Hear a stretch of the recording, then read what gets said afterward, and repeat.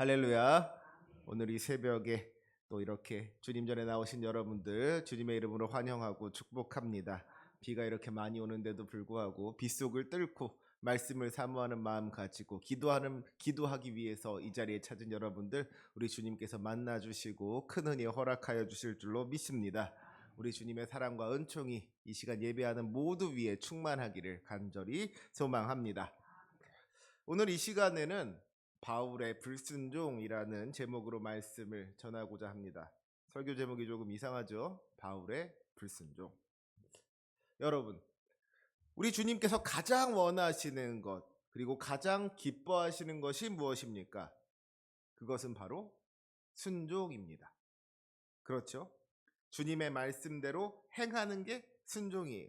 주님의 말씀을 듣고 그 말씀을 지켜 행하는 것이 순종입니다. 그러니까 이 순종을 우리 주님께서 기뻐하지 않으실 수가 없는 것이죠. 여러분, 순종하기 위해서는 먼저 주님의 말씀을 들어야만 합니다. 주님의 말씀을 듣고 주님의 뜻을 알아야지 그 뜻대로 행할 수가 있는 거란 말이에요. 그러니까 순종하기 위해서는 먼저 주님의 말씀을 듣는 것이 필요합니다. 주님의 말씀에 귀를 기울여야 한다는 거예요. 그리고 주님의 말씀을 듣는다는 것은 무엇을 의미합니까? 주님의 말씀을 듣기 위해서는 주님 가까이로 나아가야 하겠죠. 주님께로 나아가는 사람이 주님의 말씀을 들을 수가 있는 겁니다. 주님 곁에 있는 사람이 주님의 말씀을 들을 수가 있는 거예요. 주님과 함께 하는 사람, 주님께 집중하는 사람이 주님의 말씀을 들을 수가 있는 겁니다. 당연한 이야기죠. 주님으로부터 멀리 떨어진 사람은 주님의 음성을 들을 수가 없는 거예요. 주님의 말씀에 귀를 기울이지 않는 사람, 주님께 집중하지 않는 사람은 주님의 말씀을 들을 수가 없는 겁니다. 그러니까 결국 무슨 말입니까? 하나님께 순종한다는 것은 하나님을 가까이 했다는 것이고요. 하나님께 집중했다는 것입니다. 하나님의 말씀에 귀를 기울였다는 것이고요. 그 말씀을 통하여 알게 된 하나님의 뜻을 실천했다는 거예요. 이 모든 것을 포함하고 있는 말이 바로 순종인 겁니다. 그래서 말씀하기를 순종이 제사보다 낫다 그랬습니다. 우리 주님께서 가장 원하시는 것이 순종이고 우리 주님을 가장 기쁘시게 할 수 있는 것이 순종이라는 거예요. 첫 번째 사람 아담과 하와가 지은 죄가 무엇이었습니까? 바로 불순종이었죠. 하나님께서 명령하신 것을 지키지 않은 거예요. 하나님 뜻대로 행하지 않은 겁니다. 그리고 거기서부터 하나님과 사람과의 그 관계가 깨어지게 되죠. 원래 아담과 하와는 하나님 곁에서 하나님과 교제하던, 하나님과 아주 친밀하게 교제하던 사이였는데 그들이 하나님의 명령을 어기고 불순종하여 선악과를 따먹었을 때 하나님을 피해서 나무 뒤에 숨는 신세가 되었고 마침내 에덴 동산으로부터 쫓겨나게 되죠. 아담과 하와가 하나님으로부터 멀어지게 된 거예요. 아담과 하와와 이 인간과 하나님과의 관계가 깨어지게 된 겁니다.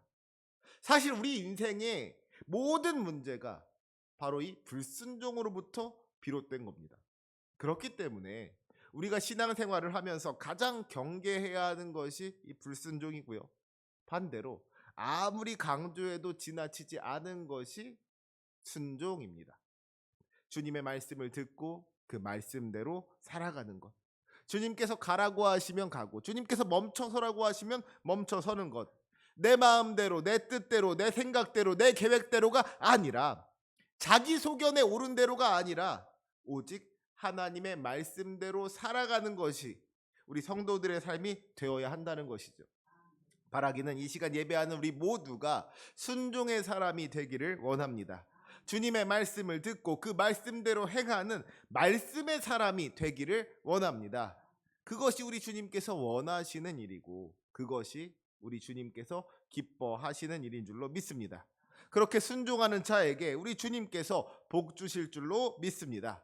그 복을 누리며 살아갈 수 있는 저와 여러분이 되시기를 주님의 이름으로 축원합니다. 그런데 오늘 설교 제목이 뭐라고요?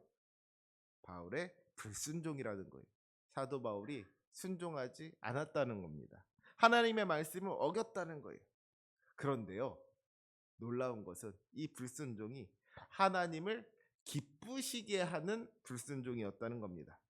선악과를 따먹은 아담과 하와처럼 하나님과의 관계를 깨뜨리는 불순종이 아니라 오히려 하나님 가까이 나아가게 하는 그런 불순종이었다는 거예요. 하나님께서 기뻐하시는 불순종이었다는 겁니다. 이게 무슨 말인가? 오늘 말씀을 함께 살펴보고자 합니다. 오늘 우리가 읽은 사도행전 21장을 보면은요, 이런 소제목이 붙어 있습니다. 바울이 예루살렘으로 가다. 사도행전 20장 16절을 보면 이렇게 기록하고 있죠. 바울이 아시아에서 지체하지 않기 위하여 에베소를 지나 배 타고 가기로 작정하였으니 이는 될 수 있는 대로 오순절 안에 예루살렘에 이르려고 급히 가미러라. 그러니까 바울이 유대인의 명절인 오순절이 되기 전에 예루살렘에 가려고 하는 마음을 먹었다는 겁니다. 예루살렘에서 오순절을 맞이하고 싶었던 거예요. 그러면 바울은 왜 예루살렘에서 오순절을 맞이하고 싶었을까요? 뭐 여러 가지 이유가 있었을 수 있겠지만 아마도 가장 큰 이유는 역시나 복음 때문이었을 겁니다.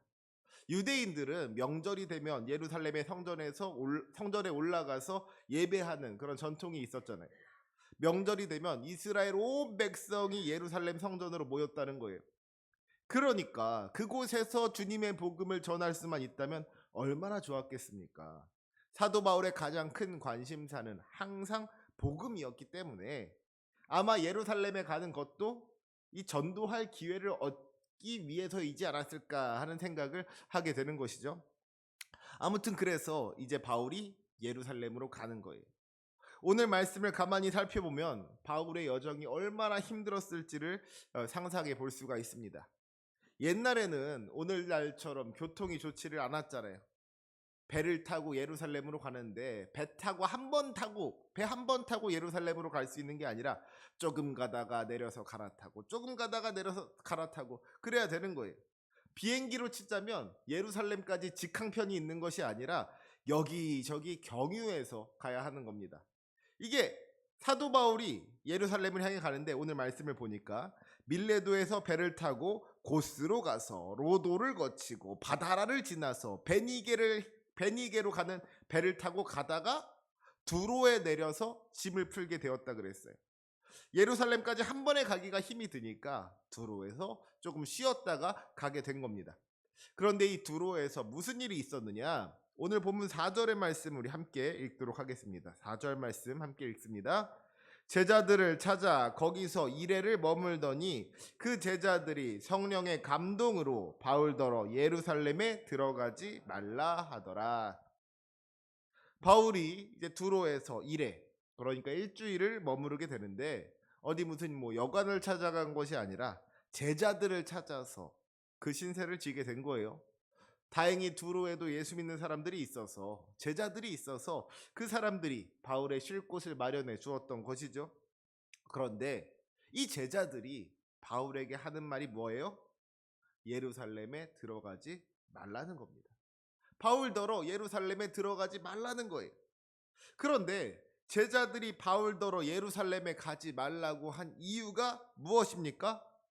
그 제자들이 성령의 감동으로 바울더러 예루살렘에 들어가지 말라 하더라 그랬어요.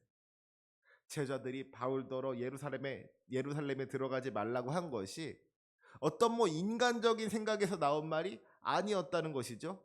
이것이 성령의 감동을 통하여서 나온 말이었다는 겁니다. 그러니까 무슨 말이에요? 이게 하나님의 뜻이었다는 거예요. 그러면 어떻게 해야 돼요? 하나님께서 가지 말라고 하셨으면 가지 말아야 되는 거잖아요.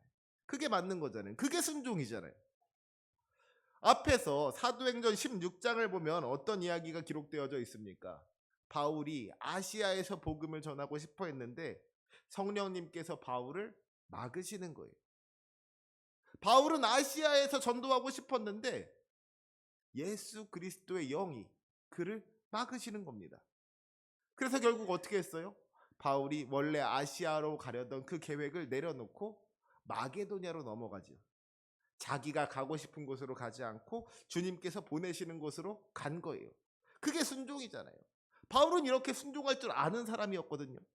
그런데 어떻게 보면 이번에도 같은 상황인 것인데, 바울이 예루살렘으로 가려고 하는데 성령님께서 바울을 막으셨단 말입니다. 그러면 어떻게 해야 돼요? 예루살렘에 가지 말아야죠. 그게 맞는 거란 말이에요. 그런데 사도 바울이요, 이번에는 순종하지 않습니다. 제자들이 성령의 감동으로 바울더러 예루살렘에 들어가지 말라고 하는데도 바울이 그들과 작별하고 예루살렘을 향해서 나아가는 거예요. 이상한 이야기죠. 아무튼 그렇게 다시 두로에서 출발한 사도 바울이 돌레마이를 거쳐서 가이사랴에 들어가게 됩니다. 그리고 7 집사 중 하나인 전도자 빌립의 집에 들어가서 거기 머무르게 되죠. 그런데 그렇게 바울이 전도자 빌립에 머무를 때에 아가보라고 하는 선지자가 찾아옵니다. 그리고 이 선지자가 뭐라고 하느냐, 우리 본문 11절의 말씀 함께 읽겠습니다. 11절입니다. 시작. 우리에게 와서 바울의 띠를 가져다가 자기 수족을 잡아매고 말하기를 성령이 말씀하시되 예루살렘에서 유대인들이 이같이 이 띠 임자를 결박하여 이방인의 손에 넘겨주리라 하거늘. 여러분, 이게 무슨 말이에요? 성령님께서 이 아가보라는 선지자를 통하여 말씀하시기를 예루살렘에서 유대인들이 이 띠 임자, 그러니까 사도 바울을 결박하여 이방인의 손에 넘겨줄 것이다, 이런 예언의 말씀을 주셨다는 겁니다. 사도 바울이 예루살렘에 올라가면 유대인들이 사도 바울을 결박하여 이방인들의 손에 넘겨준다는 겁니다. 바울이 위험해진다는 거예요. 여기서 우리는 앞서 성령님께서 두로에 있는 제자들을 통해서 사도 바울을 막으셨던 이유가 무엇이었는지를 알 수 있는 것이죠. 바울이 예루살렘에 들어가면 위험하기 때문에, 거기 갔다가는 죽을 수도 있기 때문에 바울을 아끼시는 성령님께서 바울을 막으셨던 거예요. 지금까지 바울의 여정을 살펴보면 어떻습니까? 바울이 복음을 전하다가 여러 차례 핍박을 당하게 되죠. 감옥에 갇히기도 하고요, 돌에 맞기도 하고요. 정말 엄청난 시련과 고난을 당했단 말이에요. 그런데 가만히 보면 누가 그렇게 사도 바울을 괴롭혔어요? 저 이방 사람들이 사도 바울을 괴롭혔습니까? 아닌 거예요. 유대인들이 사도 바울을 괴롭혔단 말입니다. 그런데 그런 유대인들로 가득한 곳이 예루살렘이란 말이죠. 그러니까 사도 바울이 예루살렘으로 간다는 게 얼마나 위험한 일이겠습니까? 특히 이스라엘 모든 유대인들이 다 예루살렘으로 모이는 그 오순절날에 예루살렘에 찾아간다는 것은 무척이나 위험한 일이었다는 거예요. 자칫 잘못하면 정말 죽을 수도 있는 겁니다. 그래서 성령님께서 바울을 막으셨던 거예요. 괜히 예루살렘에 잘못 갔다가는 죽을 수도 있으니까 그 위험한 곳에 가지 말라는 거예요. 두로의 제자들을 통해서 막으시고 이제 다시 한번 아가보라는 선지자를 통하여 막으신 거예요. 12절 말씀에 뭐라고 했어요? 우리가 그 말을 듣고 그곳 사람들과 더불어 바울에게 예루살렘으로 올라가지 말라 권하니. 이제 그곳에 모여있던 모든 사람들이 아가보의 예언을 듣고서는 사도 바울을 뜯어 말리는 겁니다. 예루살렘으로 올라가지 말라고, 예루살렘으로 올라가는 거 너무 위험하다고, 예루살렘에 올라갔다가는 죽을 수도 있다고 모든 사람이 한 목소리로 사도 바울을 뜯어 말렸다는 거예요. 그런데 그 말을 들은 사도 바울의 반응이 무엇이었습니까? 우리 13절 말씀 함께 읽겠습니다. 시작. 바울이 대답하되 여러분이 어찌하여 울어 내 마음을 상하게 하느냐? 나는 주 예수의 이름을 위하여 결박당할 뿐만 아니라 예루살렘에서 죽을 것도 각오하였노라 하니. 아멘. 내가 예루살렘에 가서 결박을 당한다고 할지라도, 아니 내가 예루살렘에 가서 죽는다고 할지라도 그것이 주 예수의 이름을 위한 것이라면 내가 기꺼이 그 모든 것들을 감당하겠다고, 내가 그 모든 것을 각오했다고 담대하게 선포하더라는 것이죠. 예루살렘에 가면 위험할 것을 알지만, 예루살렘에 가면 고난을 당할 수 있다는 것을 내가 알지만, 내가 거기서 죽을 수도 있다는 것을 알지만, 그럼에도 불구하고 나는 그곳에 가겠습니다. 왜요? 주 예수의 이름을 위하여. 내가 주님의 영광을 위해서 그곳으로 가기를 선택하겠습니다. 이것이 사도 바울의 결단이었다는 거예요. 엄밀히 말하자면 불순종이죠. 성령님께서 거기 가면 위험하다고 하시는데, 그래서 성령님께서 가지 말라고 하시는데도 그래도 자기는 예루살렘에 가겠다고 어떻게 보면 고집을 부리는 거예요. 엄밀히 말하자면 불순종이 맞습니다. 그런데요, 이 불순종은 우리 하나님께서 기뻐하시는 불순종인 겁니다. 주님께서 이제 그만해도 된다고 하시는데, 주님께서 이만하면 충분하다고, 거기까지만 해도 된다고 말씀하시는데 아니라고, 내가 더 할 수 있다고, 내가 주님을 위해서 더 많은 일들을 감당하고 싶다고 주님을 위한 욕심을 부리는 거예요. 이것은 말하자면 거룩한 욕심인 것이죠. 그런 바울을 우리 주님께서 어떻게 싫어하실 수가 있겠습니까? 그런 바울의 모습을 우리 주님께서 기뻐하시고 귀하게 사용하여 주신 줄로 믿습니다. 사랑하는 성도 여러분, 우리 인간에게 자유의지가 있다는 것이요, 얼마나 놀라운 일인지 몰라요. 주님께서 명령하신 것을 어길 수 있는 게 사람입니다. 주님께서 절대로 먹지 말라고 하신 선악과를 따먹을 수 있는 게 사람이라는 거예요. 주님의 말씀을 거역할 수 있는 게 사람이라는 것이죠. 주님의 말씀대로 하지 않고 자기 마음대로 살아갈 수 있는 것이, 그게 사람이라는 거예요. 그런데 반대로요, 주님께서 명령하신 것을 할 뿐만 아니라 그 이상을 할 수 있는 것도 사람인 겁니다. 주님께서 기대하신 것을 할 뿐만 아니라 그 이상을 할 수 있는 것도 사람이라는 거예요. 맡겨주신 사명을 감당하지 아니하고 그 사명으로부터 도망치는 사람이 있지요. 니느웨로 가라서 복음을 전하라고 했는데 다시스로 도망쳤던 요나 같은 사람이 있다는 거예요. 그런데 반대로요, 일을 찾아서 하는 사람이 있습니다. 주님께서 아직 명령하지 않으신 일인대로 이걸 하면 우리 주님께서 기뻐하실 거야, 주님의 마음을 헤아리고서는 그 사명을 감당하는 사람이 있다는 거예요. 굳이 목숨 걸고 예루살렘까지 가지 않아도 된다고, 좀 더 안전한 곳에서 복음을 전해도 된다고 성령님께서 뜯어 말리시는데도 불구하고 그 위험한 예루살렘으로 나아가는 사람, 주 예수 그리스도의 이름을 위하여 고난을 감당하는 사람, 사도 바울 같은 사람이 있더라는 거예요. 주님께서 기대하신 것을 할 뿐만 아니라 그 이상을 감당하는 사람이 있더라는 겁니다. 그러면 우리는 어떤 사람이 되어야 하겠습니까? 바라기는 우리가 주님의 기대에 미치지 못하는 사람이 되지 않기를 원합니다. 자기가 맡은 한 달란트를 땅에 묻어 놓았다가 악하고 게으른 종이라고 책망받았던 사람과 같이 되지 않기를 원합니다. 주님께서 맡겨주신 사명을 잘 감당하는 사람, 순종함으로 착하고 충성된 종이라고 칭찬받는 사람이 될 수 있기를 원합니다. 나아가 우리가 주님의 기대를 뛰어넘는 사람이 될 수 있기를 원합니다.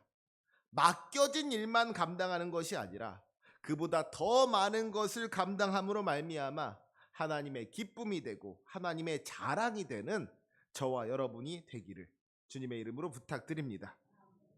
결국 무슨 말이에요? 하라고 하는 것도 못하는 인생이 있고요, 하라고 하는 것만 하는 인생이 있고요, 하라고 하지 않은 건데도 자기가 찾아서 그 일을 감당하는 인생이 있다는 겁니다. 그러면 우리의 인생이 어떤 인생이 되어야 하냐는 것이죠. 적어도 우리가 주님께서 명령하신 것만큼은 어떤 일이 있더라도 반드시 행하는, 순종하는 인생이 될 수 있기를 원합니다. 주님께서 맡겨주신 일도 하지 못하는 그런 안타까운 인생이 되는 일은 없어야 된다는 거예요.